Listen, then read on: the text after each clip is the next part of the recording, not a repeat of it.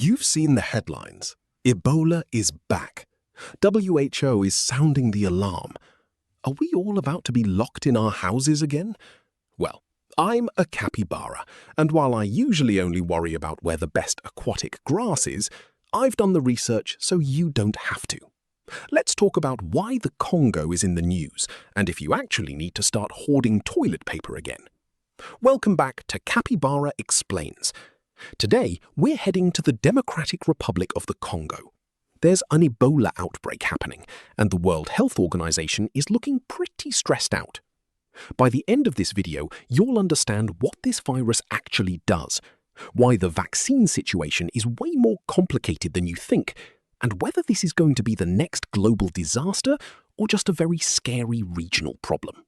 Let's dive into the microscopic world of hemorrhagic fevers. First off, what even is Ebola? If you look at it under a microscope, it doesn't look like a ball with spikes like that other virus we all know. It looks like a long, tangled piece of yarn. But don't let its cozy appearance fool you. Ebola is a hemorrhagic fever. Basically, it's a virus that gets into your system and starts picking fights with your blood vessels. It makes them leaky. It's a messy, scary disease that's very good at making people very sick very fast. Humans usually catch it from bushmeat or contact with infected animals, like fruit bats or primates.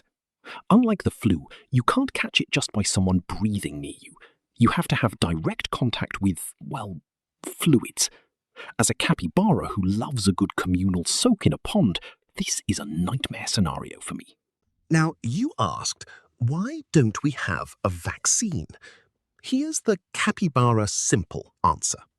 We actually do have vaccines, but viruses are sneaky. Imagine you have a key that opens a blue door. That's our vaccine for the Zaire strain of Ebola, the most common one. It works great. But then a Sudan strain or a Bundibugyo strain shows up. Those are red and yellow doors. Your blue key? Totally useless.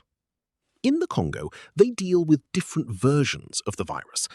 Also, Ebola vaccines are hard to make and even harder to store. They need to stay incredibly cold, colder than your freezer at home. Try moving a super freezer through a tropical jungle with no paved roads and frequent power cuts. It's like trying to deliver an ice cream cone in the middle of the Sahara without it melting. It's a logistical nightmare, which is why we can't just jab the problem away easily. So why is the WHO losing sleep over this specific breakout? It's not just the virus, it's the location. The Democratic Republic of the Congo is beautiful, but parts of it are conflict zones. Imagine trying to stop a deadly virus while people are literally fighting a war around you.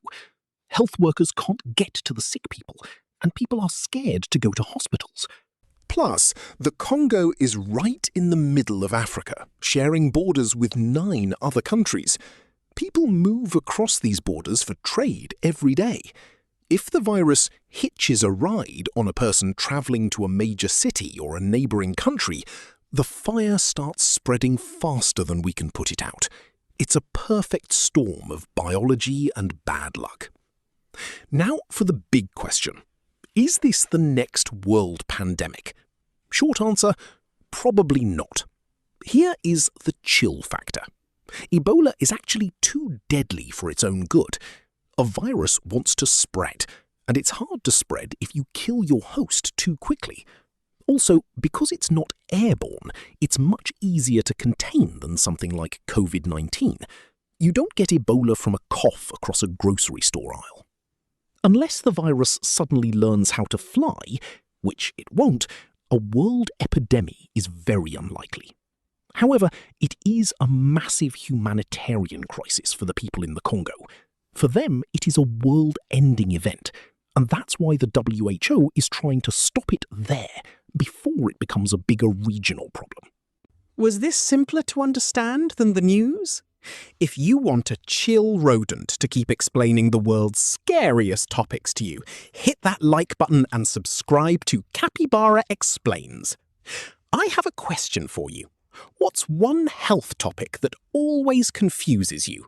Let me know in the comments. Thanks for hanging out. Stay curious, stay relaxed, and I'll see you in the next one where we talk about why humans can't just spot reduce their belly fat. Bye!